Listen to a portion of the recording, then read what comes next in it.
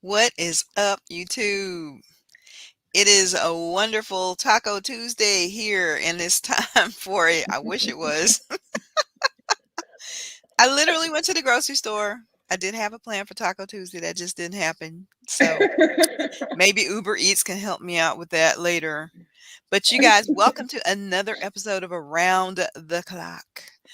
Cryptonairz, ladies of crypto, coolest ladies of crypto, however you want to call it. It's time, you guys. And we got a lot of news today. So much happening, so much good stuff happening So much, yeah. in the space. Happy Tuesday, Florida girl. What's up to my friend? Um, Mr. We all gonna make it. Cecil, how are you doing? Thanks for dropping in. We appreciate you spending a little time with us today.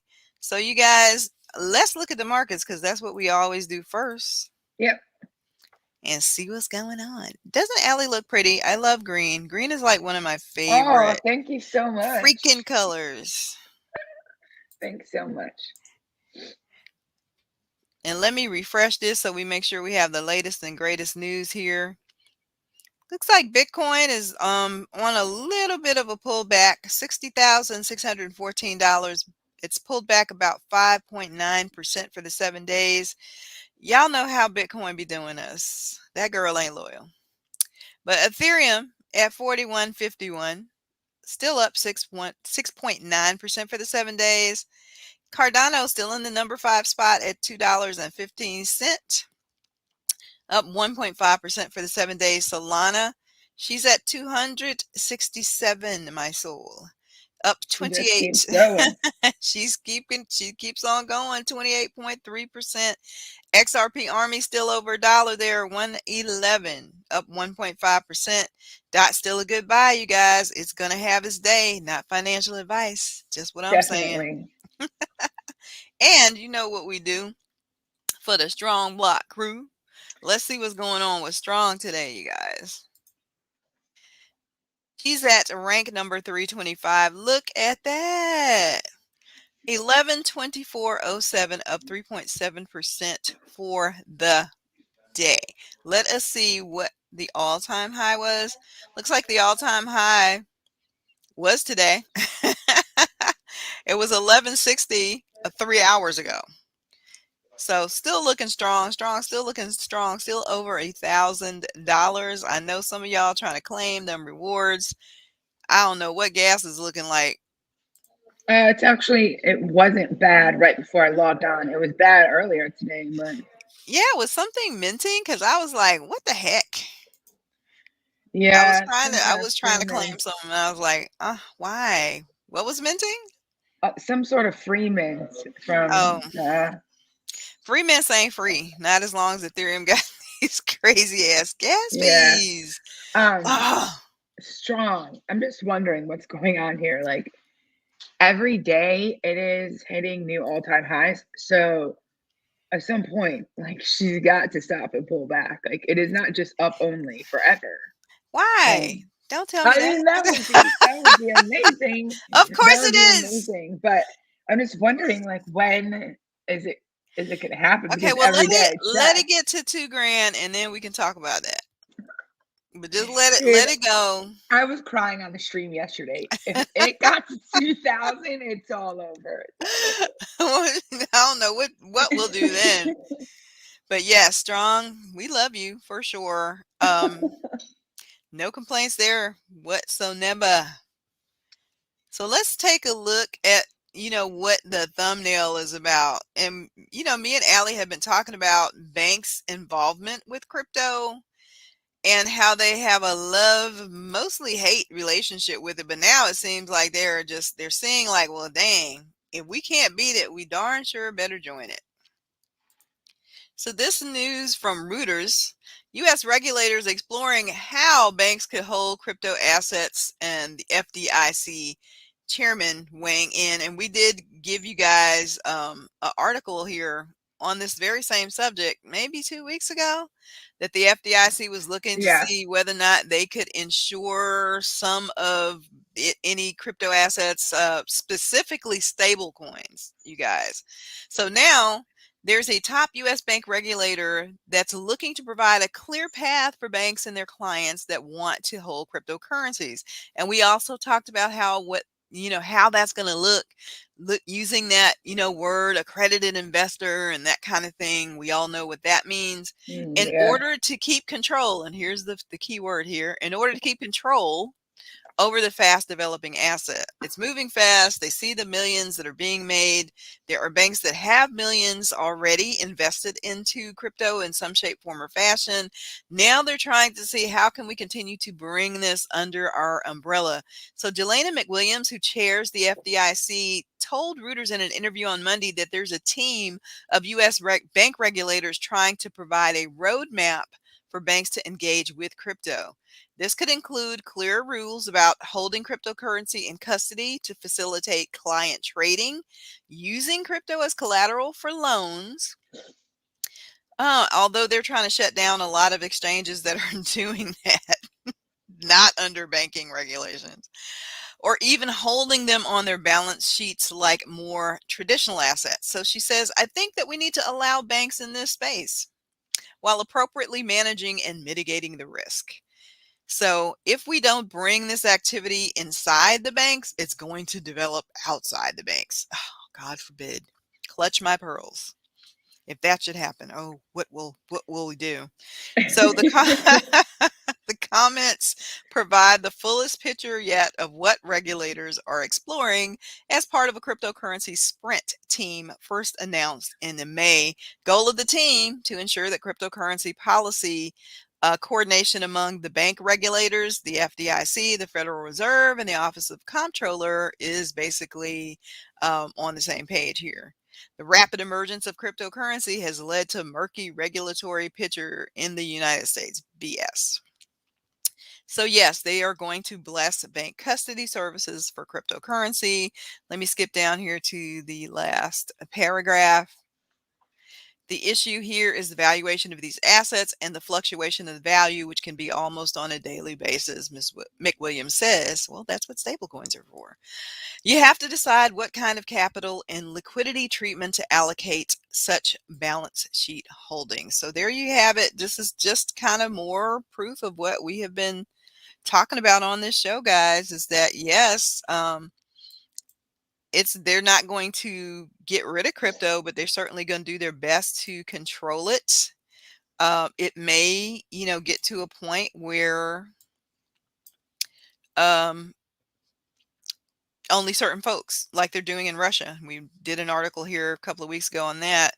Only certain people can deal with crypto. And shout out to Crypto Goddess. Hey, girl. Only certain people, only certain rich folks can deal with cryptocurrencies. They probably are going to continue to restrict places like Celsius and other places that are giving these great interest rates. They're going to continue to try to strike down the bank competitors who've been giving us crap loans and crap interest rates for forever. And to again bring all of this as much as they can, as much as that's possible, under bank custody. So I'm hoping you guys are seeing what I'm seeing. And It's actually yeah, not all great. There's a lot of bad things happening, in my opinion. yeah. So everyone make as much money as you can in this bull run, because Let's do it, y'all. Let's do it. I The don't really the know Bulls where ain't gonna things are run going. forever. The Bulls ain't gonna run forever. So let's get with it and pay attention to the signs. Let's look. Let's be aware of what is happening. But shout out to Sean and shout out to Channing in the chat. You guys, this is again more proof of where this is going. This kind of very much coincides with the article that we just shared. MasterCard, we've been hearing a lot of things in the news about what MasterCard's getting ready to do with crypto. And we'll share the screen as soon as it decides it wants to share the screen. But this fits so perfectly into what we just read. MasterCard says any bank or merchant on its vast network can soon offer crypto services. So, believe me, all these people at the top have insider information. They know what is happening. They know what's being talked about in these circles that are way above our heads, but they know. So they're preparing to announce that any of the thousands of banks and millions of merchants on its payment network will soon be able to integrate crypto into their products. So don't you think that if the FDIC, the US Comptroller, and the Federal Reserve was not getting ready to give this the green light, that MasterCard would be involved? They would not take that kind of a business risk. They are well aware of what is coming down the pike, and they're preparing themselves for it. This includes Bitcoin wallets, credit and debit cards that earn rewards in crypto, and enable digital assets to be spent. Loyalty programs where airline and hotel points can be converted into Bitcoin, and that kind of thing. You have to have a whole lot of airline points to get Yeah, a really, whole you really Bitcoin. would. Oh my gosh. To do so, the payments network is partnering with Backed, and we shared that here a couple of weeks ago. I hope y'all got any people who are into stocks got some of that, because that stock skyrocketed as a result. But that network is a crypto firm that recently spun off. It was spun off by the Intercontinental Exchange. It's the behind the scenes provider for the custodial services through MasterCard, you guys. So, yes, indeed, they can't stop it, but they're about to rock with it. So, early adopters, as many people as, and I'm telling you this, not financial advice. No, no, no, we don't do that here. But as many people as you can onboard into this. Obviously, you don't want to be a missionary. You're not trying to, preach to anybody and force them into crypto. But anybody who is interested in your life right now, get them in here. Do it. Do it. Do it soon. So this is the article about back shares basically soaring.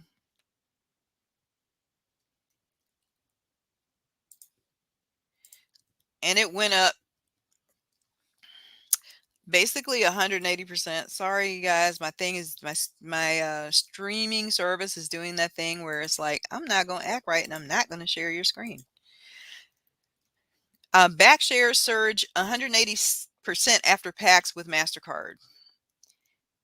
In true crypto fashion, two partnerships announcements are causing BKKT to soar. Don't know what it's looking like. Maybe y'all could still get in on the action. And the Nasdaq letters are BKKT. Go check it out. But the shares jump when they do a pullback. But this isn't bad. It says Monday they reached a record high of $28, so that's not a bad entry point for some folks. After the digital asset platform announced two partnerships. So imagine what it was before, and if people were smart enough to see that coming and got in there when it was like, I don't know what, 5, 6, 7, $10 a share.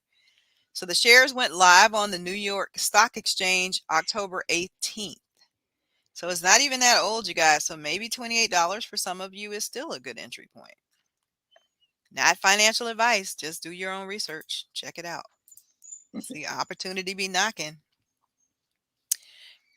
And Allison found this news earlier today on Tether.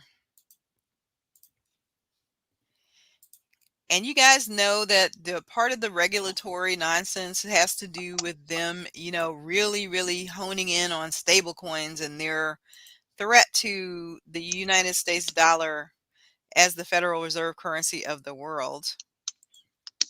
So Tether, trying to get ahead of the FUD that they always seem to get. This is not good, in my opinion. Yeah, I hear you, and I can't wait for you to tell me why you think this is not good. But they are doing a trial of something called Notabene, and this is supposed to assist and support them in finding out whether or not any of the Tether assets are being used for money laundering. So any global money laundering, there's a watchdog in place for that. But this is some kind of new technology, some kind of end-to-end solution called Notabene designed for crypto travel rule compliance. So like all of those scams and stuff coming out of Russia, all of the ransomware hacks and things like that, just to see that, Tether's trying to say, look, look, we're being good. We're being proactive. We are putting this in place to make sure that none of that funny business and monkey business is happening on our platform. Don't know whether or not that's going to work. They have such a bad rep in the industry right now after so long, but they are testing this. It is their hope to integrate the solution so that they can remain the leader in stable coins. And so we will see what we will see. What think you, Miss Allie? Yeah, I don't think it's good. I mean, from the aspect of them trying to stay ahead of the most likely inevitable, this travel rule.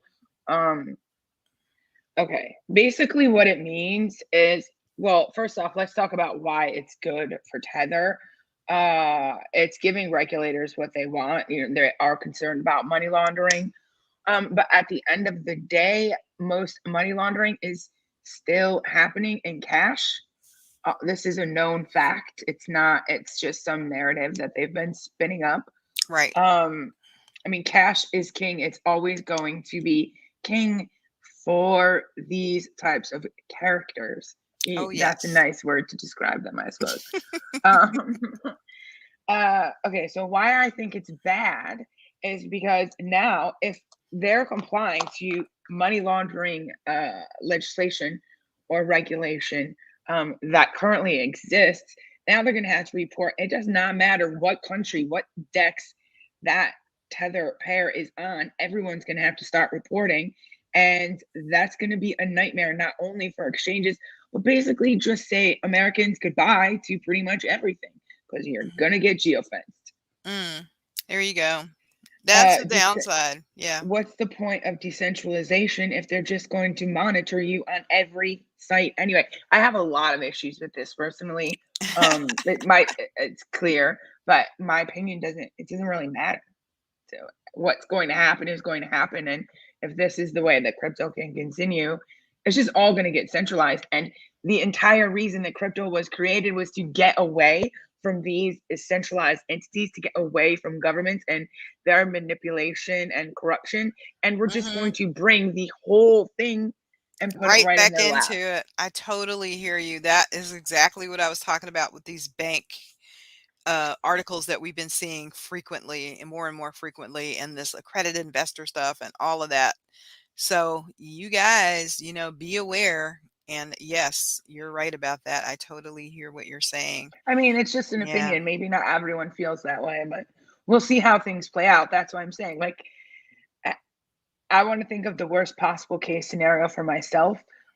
Crypto's not going anywhere. We all know that. Like, it is here to Right. stay. It's just, Right. what is it going to look like in a few Right. years?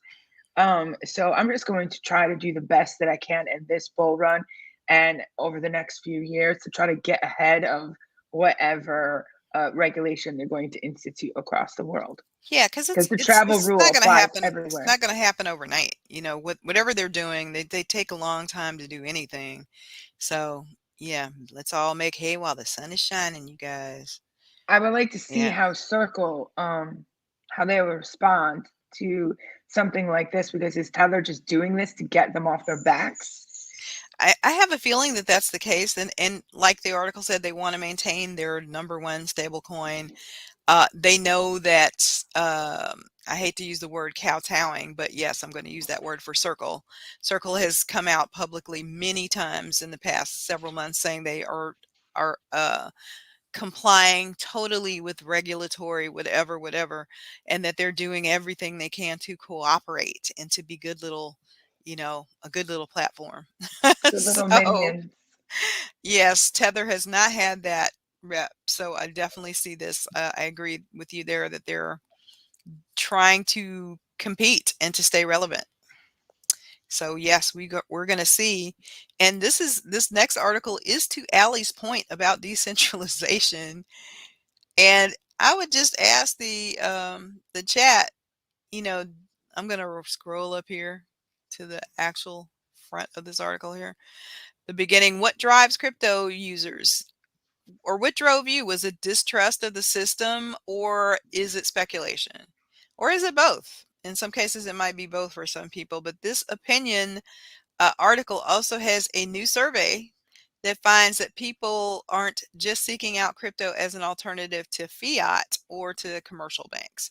And I think definitely, as Ali stated, obviously when Satoshi started Bitcoin, the that was the point.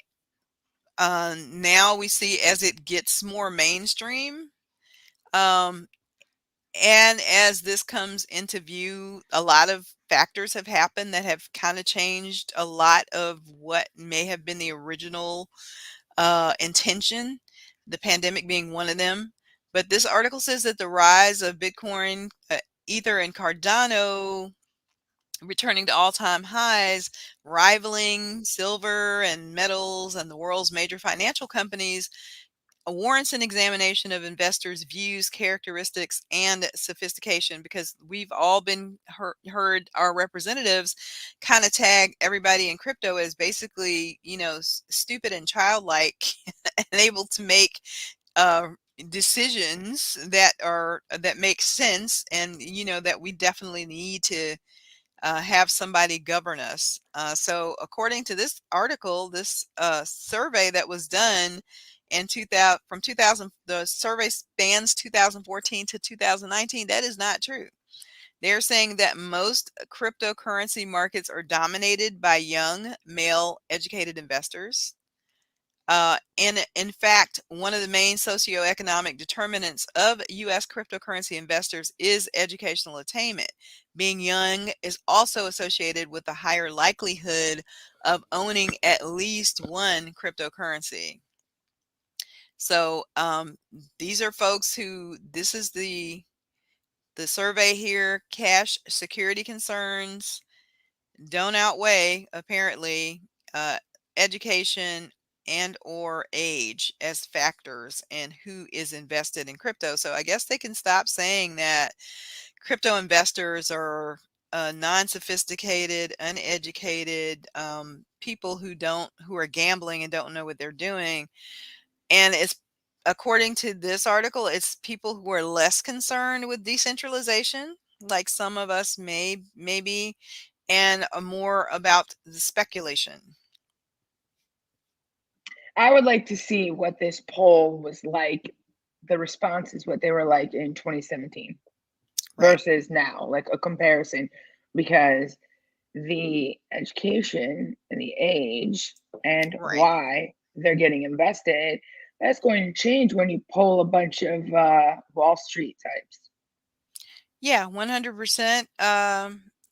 This is a survey from 2015 to 2020 that shows equal cash security concerns between 2020 and 2019. Education, higher obviously in 2019, and then age higher in 2020, as far as youth is concerned. Again, they do say that one of the factors in this was the pandemic, and people looking at things differently because of all of the concerns that brought about. So, yeah, it's quite interesting to see that it's not all about getting away from uh, centralization for some people. So I think Um, as this becomes more mainstream, that might actually be more of a factor, especially the way it's being marketed, if you will, in mainstream right now. I would think, wait, what do you mean? Like, Not the marketing, the first part of your statement. I feel like as it becomes more mainstream, people are going to be taught, because the narrative is going to be controlled by regulators, by banks. You know what I'm saying? That narrative that when we first got in, that we were even hearing about decentralization, power to the people. They don't need to know who we are. We're not going to be doxxed, that kind of thing. You're not going to hear that as this becomes more mainstream and that governments and banks start to control the narrative. That's what I I would mean. think that there's going to be a core group of people that are going to speak up about that, because everything that's starting to happen now with mass adoption is all of these people say like we need regulation for adoption to happen for crypto to come to the next level. And sure, maybe we do. But it just proves the point of why it's needed to begin with. I think we're going to These end are up with a just, I mean, catch these are just 22. my Yeah. opinions. They're just my Yeah. opinions. And Yeah. I think that you're going to find far more people getting involved in speculation. Hmm. Um, Investors are going to get in. Like my aunt, she is like in her late 60s. And my cousin, who's a hedge fund manager, um, he has a small hedge fund. They live in Chicago. Hmm. Um, their hedge fund is just starting to work with various funds and crypto projects and investments. Some of the investors want crypto within the portfolio. So, they're just branching out into these areas now. And they've been in finance for a while, but my cousin didn't really pay attention to this. And that may or may not be the norm in the Hmm. traditional finance world. I don't know because I don't have a lot of friends that are bankers at that level. Um, and so he was asking me tons of questions about it. He manages a hedge fund and he told his mother to talk to me about getting into Bitcoin. And I was like, wait, what? Like, what? Yes. Um, Yeah. so the thing is that she's getting in because not because of decentralization, but she's like, I want to buy a new house in five Yeah. years and I have X amount of money that I can put in. I can ride this out and pull it out at the end. I was like, okay, you can do that. This That's is going to what be I'm like a saying. tax This is what situation. exactly what I'm saying, Allie. So if crypto, let's use this analogy, was a bad boy. Crypto rode a motorcycle, it had a leather jacket, it hung out late at night, it did like things in the shadows that were kind of, a little bit questionable. Now it is coming into mainstream. It's got to clean up its act. It's got to shave the beard. It's got to cut the long hair. It's got to trade in the motorcycle for a Mercedes. You know what I'm saying? So it can be more palatable to the mainstream. I feel like that's why, hedge fund managers and financiers and people are saying, well, we're going to take it away from this shadowy, as Elizabeth Warren, we've been quoting her in articles forever, saying this is some, magic money that somebody's doing in their mother's basement, that kind of situation. And we're going to make this, high end, and it's going to be shiny. It's going to be polished up. And now it's respectable. You know what I'm saying? Is So it though? that's Like, is kind my of 68-year-old aunt going to be investing in SHIB? I don't think so. That's in the not top shib. 50. Like, SHIB's in the top Yeah. 50. Well, maybe she will and she won't know it, because let's say Grayscale, you decided that they were going to give people Whoa, exposure. I'm just whoa. saying, for the sake of this conversation, that it ends up, going beyond a meme, and Doge. Look at Doge. Nobody thought Yeah, Doge, so who the hell knows? If, for example, it becomes an ETF or a mixture of these cryptocurrencies that people are getting exposure to, they don't know what the hell. They're just investing in Grayscale and saying, here, take our money and make it grow. You know what I'm saying? So yeah, these yeah, yeah. kinds of things, we're going to see this scenario begin to play out as this gets more mainstream. It's going to be less about the rebel hippie kind of crypto, that which is where it started, and more about the I'm a respectable businessman kind of crypto. Yeah, So it's going to be, interesting ride. So we're seeing it kind of playing out in real time, kind of watching it happen. it's very interesting. Very, very. It's Yeah. also like I talk about this all the time that I like social experiments. Like I like observing people, behaviors of people, different demographics, socioeconomics. Um, it's interesting to see how people are reacting to crypto as an industry, like everything under one umbrella now compared to even a year ago, Mm, like the difference in opinions. And because it's on the news more, or because it's making more money, it legitimizes it or something. It's just 100%. it's really interesting to see how people behave when Hmm. Bitcoin was $100 or $300 or $1,000. They're like, They were nope, still like, oh I yeah, don't want that. exactly. But but it hit $68,000. Sign me up. I want to buy 3. I Like want what? exposure. Exactly. You're one. People are so funny. That's exactly right. And Ron Wilson said, "I have 100 million sheep. If it does more than just a meme coin, I will buy." Oh, you heard it here. I put it on. This is forever in internet history, bruh.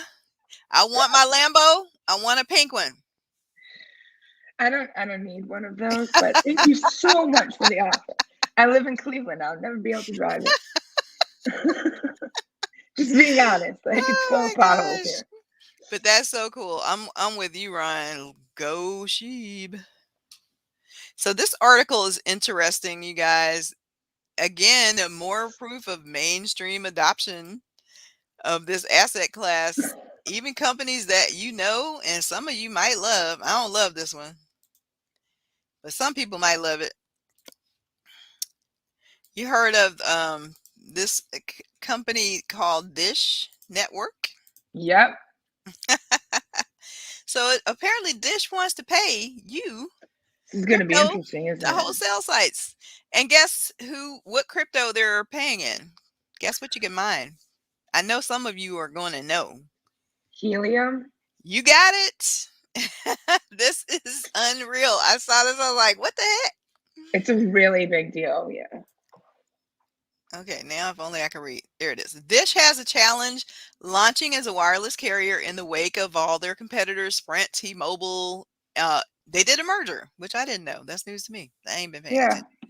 So it needs to cover 50% of the US population with the 4 and 5G network by 2023, or it's going to get a slap on the wrist from the FCC. So it is now partnering with Helium to pay individuals and businesses to host small cell sites. So you can mine this from your phone. Although there is a big question mark in the plan that Dish did not answer to this author's satisfaction, apparently. So this is a deal that they're going to have with Helium that you can mine this from your phone. So the setup is going to cost you around, it says $1,500. And there was some question as to how much you can make. Company would not say, but current Helium hotspots earn between $2 and $72 a month, according to the calculator. I don't know if you guys are out there mining helium. Is that an accurate assessment there? But many hotspot owners earn more because they run It's networks way more. Yeah. and multiple hotspots. So Freedom Fi, which is the name of this setup that you can buy, says 50 cents of payment per offloaded gigabyte, whatever the heck that means. People that have Dish SIM cards and phones that support the spectrum can access the network and make money, but they really are not saying like what you can make it with. I see some phones listed here. Google Wait, hold Pixels. on a second. I'm just reading this Sorry, before before you I scroll. scroll up. Yeah. But yeah, that is interesting to me. Is Dish traffic is on an encrypted channel so that a small cell owner won't be able to interfere with it, said the Helium representative.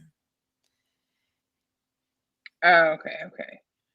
I was just wondering because you know that Polkadot on the Polkadot network there is another project that Hmm. I think has the potential to actually be far bigger than Helium. Really? Um, yeah, quite. I'm in Zion. I mentioned it like a long time ago before we were Hmm. even streaming. Hmm. I tried to get everyone to download it.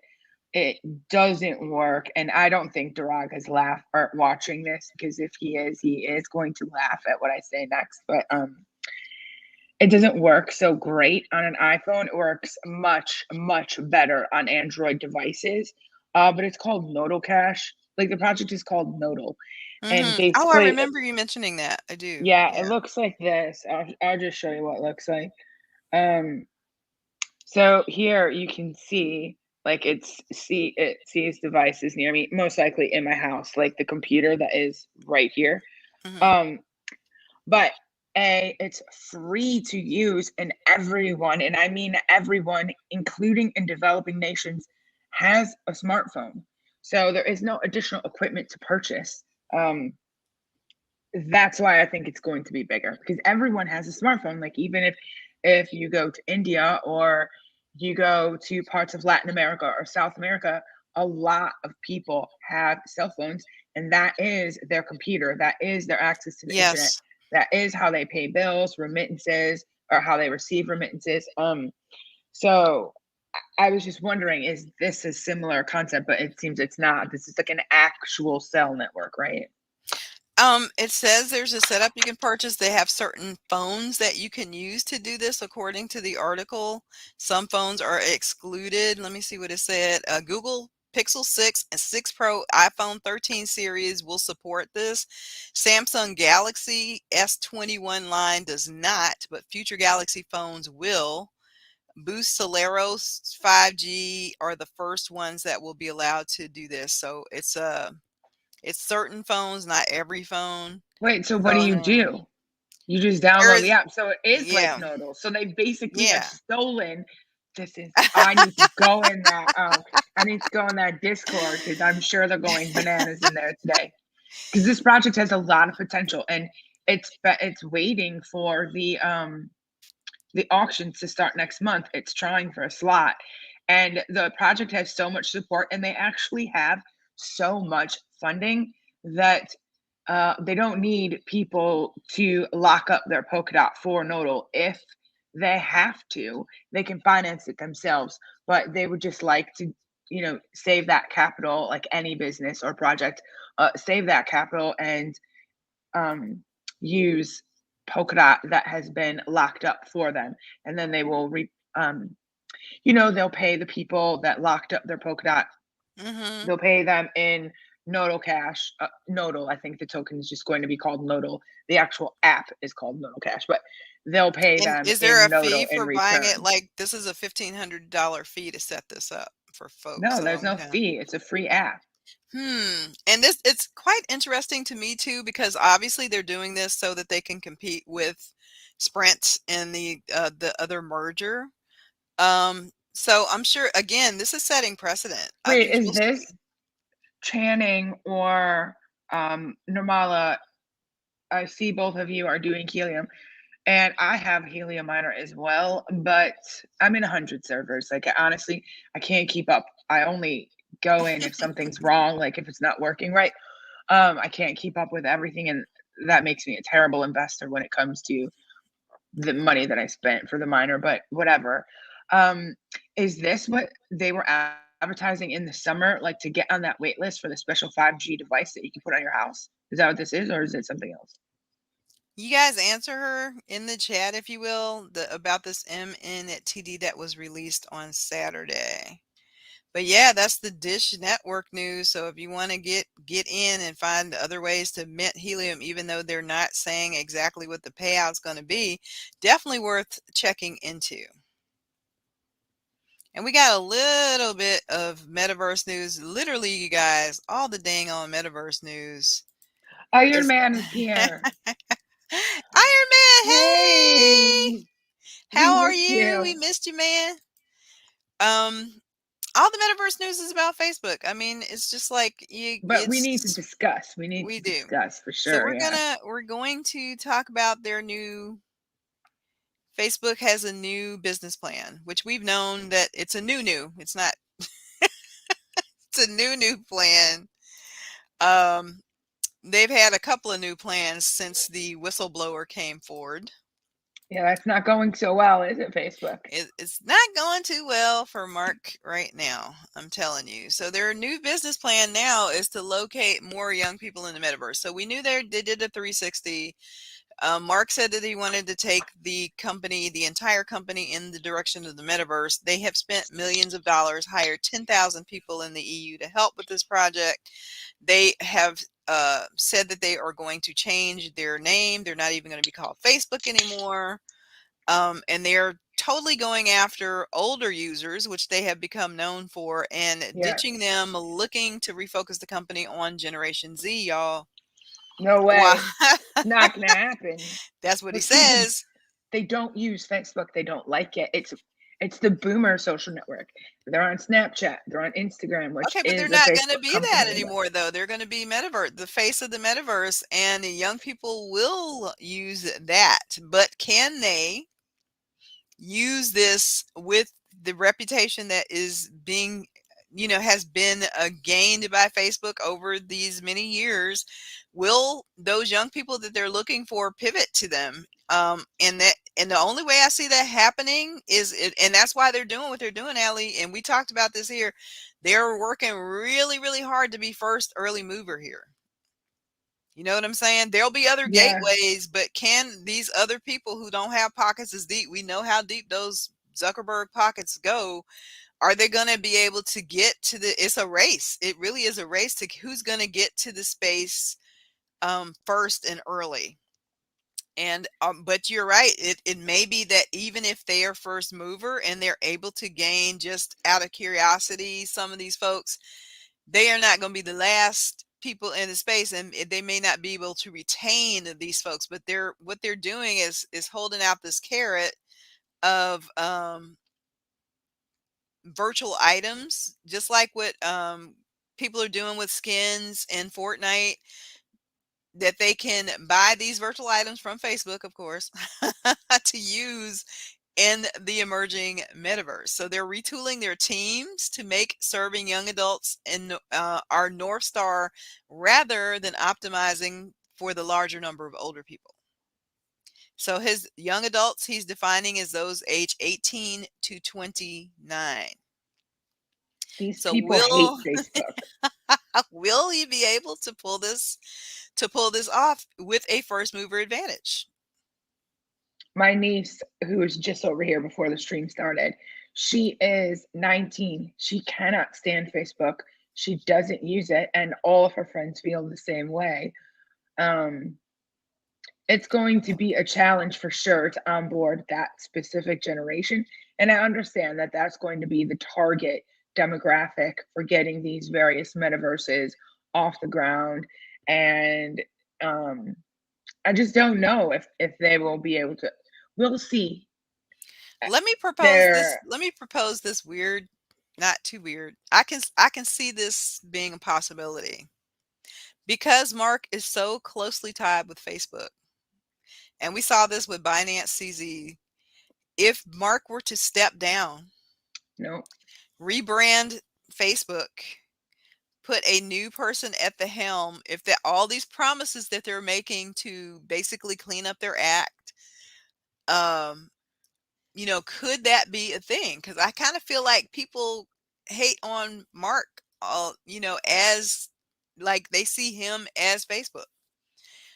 And I feel like his stockholders may say at some point in time that because this has been going, like you said, really badly for them, may ask him to do a Bill Gates and be like, you know what, you just need to step down and let and that's going to be part of their rebranding. This is how I can kind of feel like I see this direction coming for them, and it's going to be interesting to see because like you said, the damage is just the hits for Facebook just keep on coming. It is not pretty. I just saw the whistleblower on Good Morning America. yes, and that's Did what I you see wanted to that? speak about. I Yeah, wanted to go speak ahead with about that. her.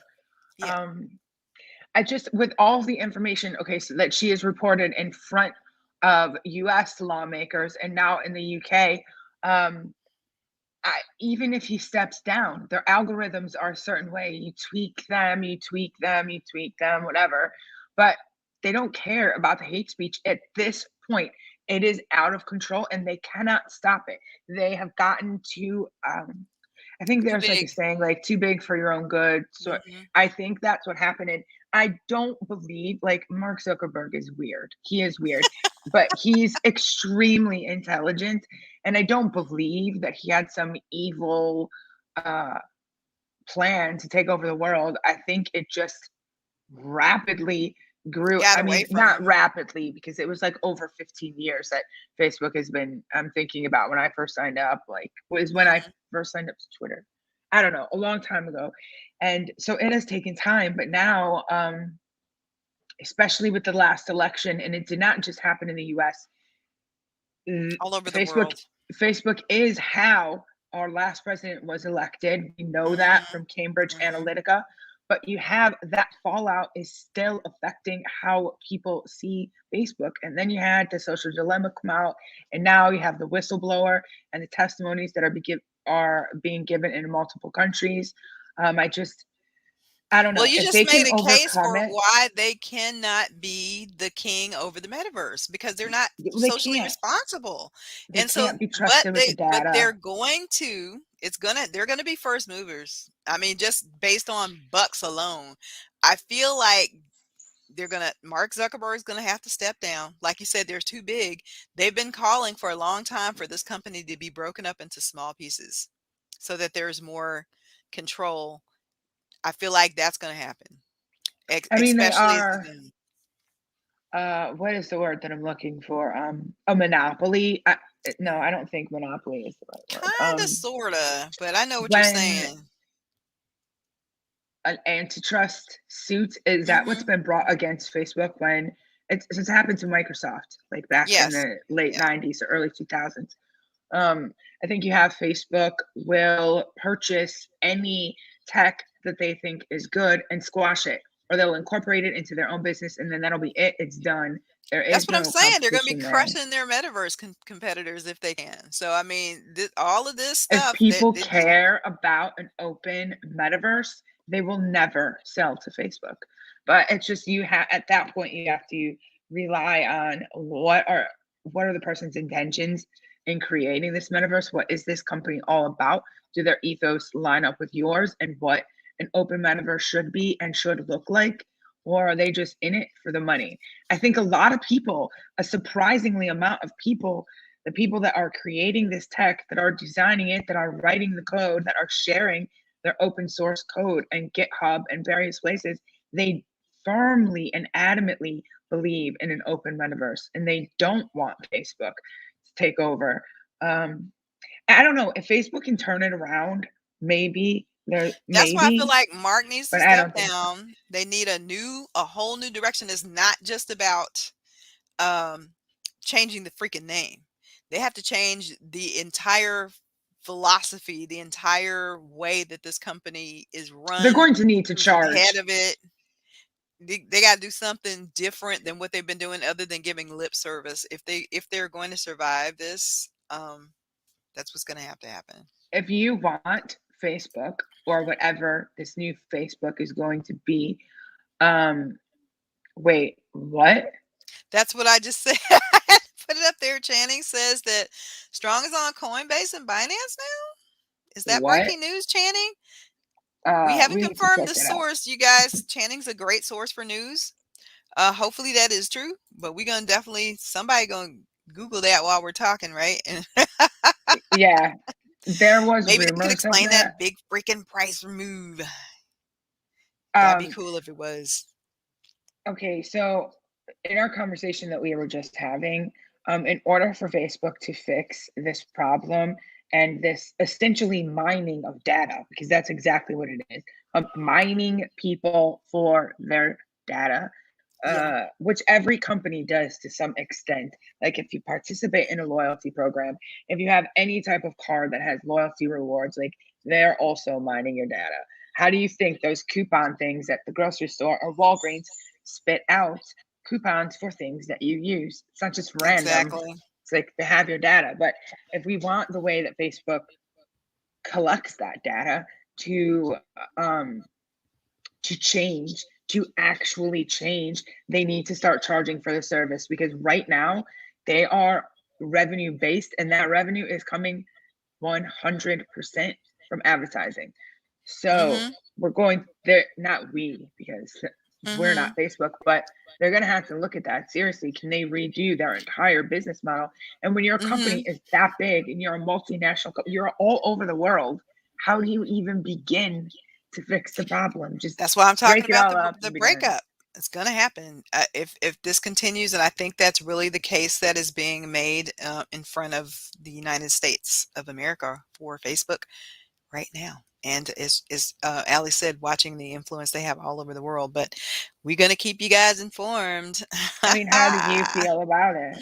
Are you I'm going to I'm use? all for them doing an about face. In my personal opinion, Mark needs to step down. I feel that strongly. And they need to, as you say, change their entire business model worldwide. Blockchain is going to come up with some fantastic competitors where people are going to be paid for their information instead of Facebook and companies like them taking advantage of your data. Why can't you? And there's definitely tech and cryptocurrency that's supporting us benefiting and profiting from our own data. So that is probably the model of Web 3 that we talked about, the difference between Web 2 and the old way of doing business and moving to Web 3. And with the model that Facebook currently has, they're not doing that well. So that, like you said, it will have to be 100% scrubbed and changed completely. And if are they Yeah, capable of doing that? It's going to be a tough one, but we're going to watch with interest. In this I article we can't find also this shared. news. Oh, well, you know what? We'll verify that, you guys, if that's the We'll case. wait That was for Channing to tell to us what come he in thought. with us. Oh, no, he said not listed on CoinGecko yet, but it's there. Okay, so we'll wait on Channing to if he can confirm that. Otherwise, you guys, we're going to keep you posted with the latest and greatest news here. This is some late great news that broke today. Again, another thumbs up for mass adoption. Everybody's favorite, Photoshop, we all know that, is also getting into the NFT game, you guys. They're going to prepare NFT as an option button for content creators and for artists and all of the people that use Photoshop for whatever the reason. They're going to have a button on there where you can just mint it as an NFT right from Photoshop or create it as an NFT, which is a cool thing for people who are currently using Photoshop. So they're saying art theft is a big deal in the NFT world. Yes. So this is a way of validating, verifying the actual artist as the creator of. Uh, they're going to give some credentials. There's another article we have about Adobe getting into the space and partnering with Rarible, OpenSea, Known Origin, Super Rare. I'm sure that Photoshop's going to be doing this exact same thing. I think it's great. I think that a lot of the people not getting credit for their own work, not profiting from it, not benefiting from it, this will do good for them. In also, again, anything that's going to make, because a lot of people still don't understand NFTs and how they work. If they can press a button directly from Photoshop they know, or other programs like this and say, yes, create NFT, prepare as NFT. That is super cool. This is making it easier and easier for people who may not know, a damn thing about crypto, but who have heard of NFTs and do understand the concept, especially if you're an artist or a content creator, to get into this space. And that's, ultimately, I feel good for the entire space. So, this is exciting news. Channing, thank you for bringing this article to our attention. Um, yeah, I think that this is very important. Um, Adobe has always been the leader in this area for creatives. I personally have been using Adobe since college, Mm-hmm. since I worked in an art department when I was in college. Uh, and everything they did was in Photoshop and Illustrator. The way that they have bundled their programs is different now than it used to be. Now it's like a cloud based, like most apps that we deal with, it's like a cloud based service. But a lot of creatives were already using Adobe Creative Suite. Like their entire workflow is based around Adobe Creative Suite. So there's other options that are cheaper, open source type of thing. But Adobe getting into the game like this and being able to encode original work and labeling it as an original, uh, and being able to verify it is incredible Mm. for the for artists and for collectors as well, because 100%. like you said, that art theft is such an issue, and because people are going on places, and I can't think of it right now, but it's like a website that sorry for the silence. I'm just trying to think of it. It's on the tip of my tongue. Anyway, it's been around for a while, since like the early 2000s, a site that people can share artwork on, like you're drawing sketches, if you're doing whatever kind of digital art you're doing, you can just load it up and share it in there. People can browse your work. Um, for people like that, their work is getting stolen all the time. Even artists on Etsy, their work is Oh, getting yeah. stolen all the time. So this is an outstanding feature for artists that are 8 out of 10 times probably already using the Adobe products. There's another Adobe news that came out today, and in Creative Suite, it's like a suite of like 15 to 20 programs. It's very extensive. They have a product called Behance. Um, and today it was announced because it's the Adobe Summit. So that's why this news came out. It's like their annual conference. Um, they had announced today that not only will Photoshop be doing this, but Behance, think of it like that other website that I can't think of the name of it, sort of like a portfolio. Like you can showcase your work in Mhm. Behance and other people can browse it. So they're also going to be supporting NFTs and paid subscriptions. So, and they're going to be connecting crypto wallets to your Behance account. So Mm. now you can start charging for tutorials or courses on, if you have a specific art style and you have an audience that like a core group of people that support your Mhm. work, you can start charging on there. They'll be accepting crypto. It said, the article says, maybe the most headline grabbing feature, Adobe is adding the ability to better showcase NFT artwork on the site. On Behance is what I'm talking about. Creatives can now connect their crypto wallets. The company is working, like you said just a few moments ago, they're working with blockchains like Polygon, Solana, Flow, and Tezos.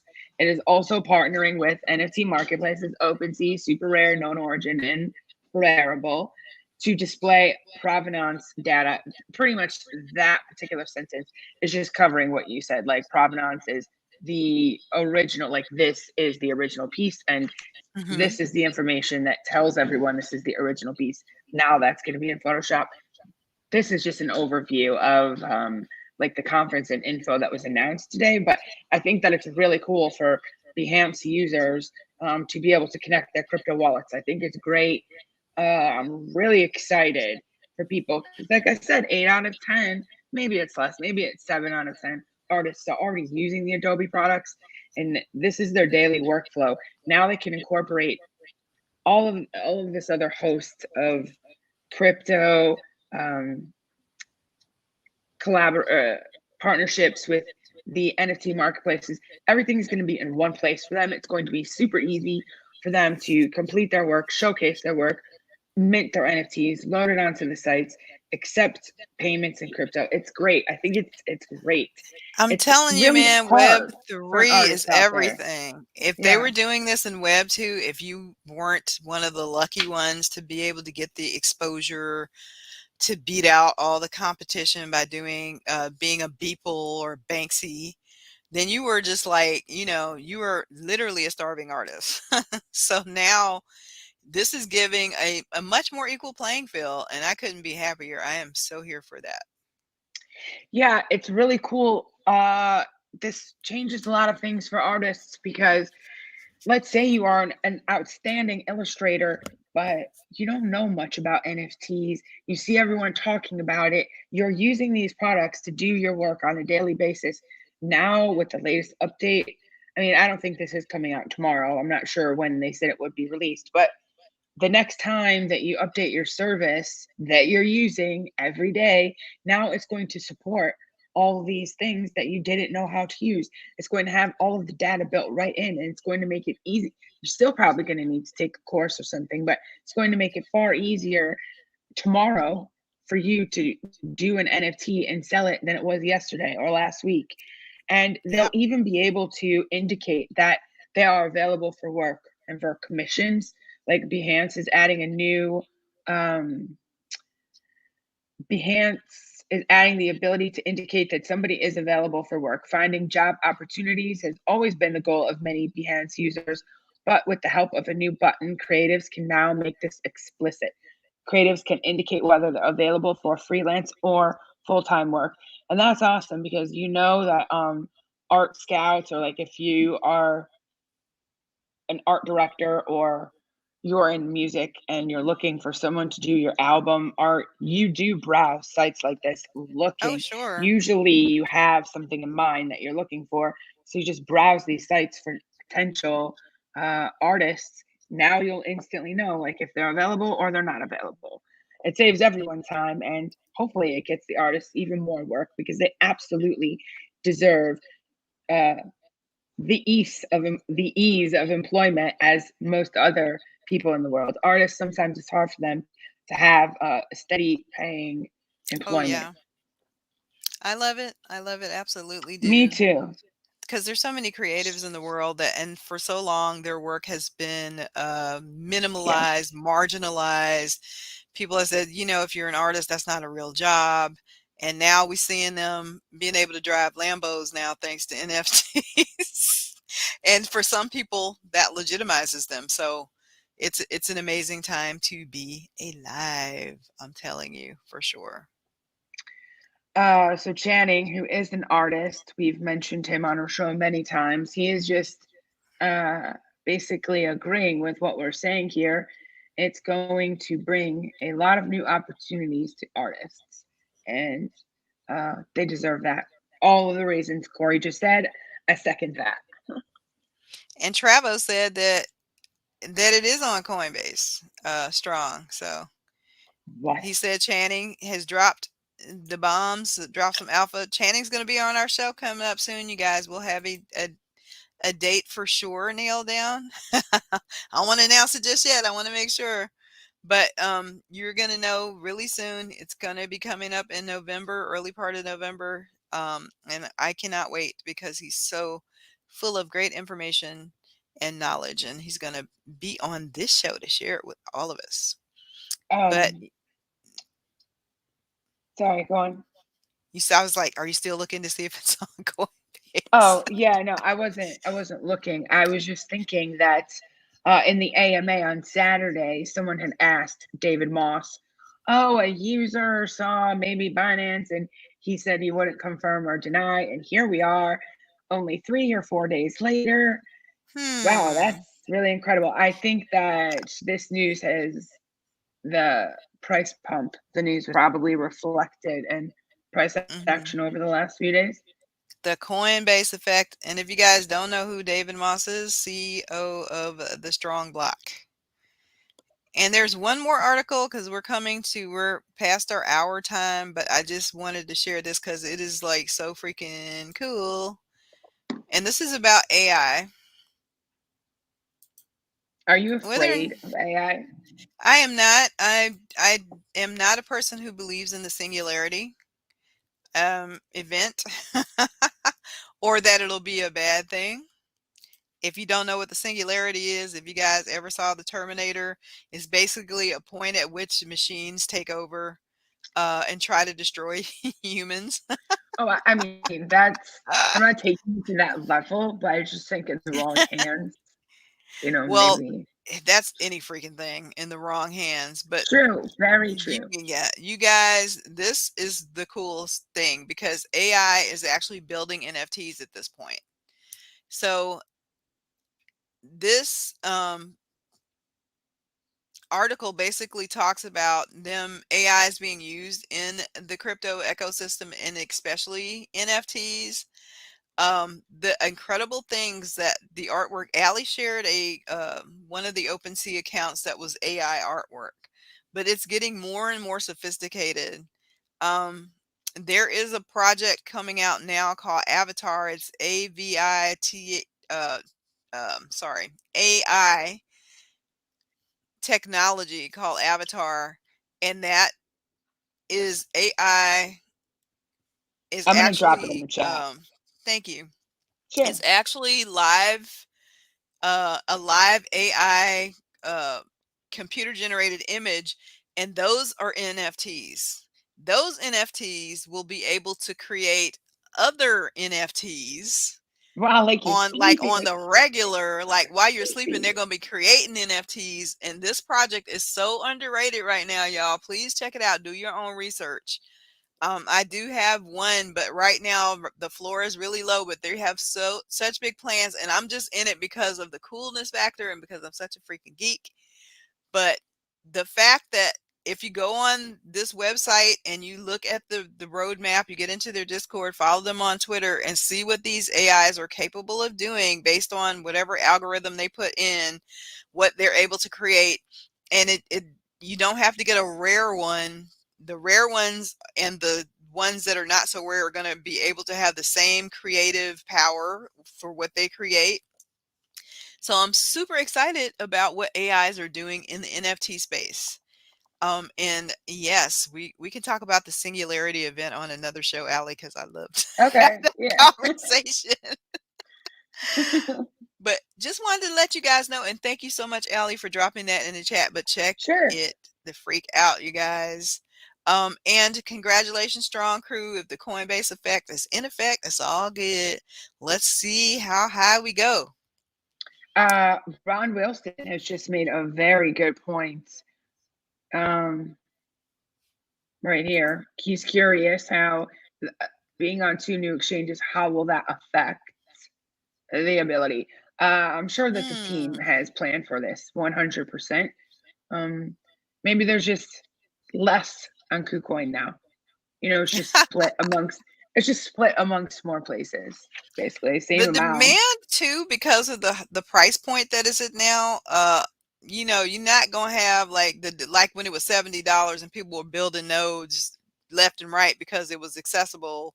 The price point now also is going to play into the factor of kind of the availability of it as well, which I'm sure they know.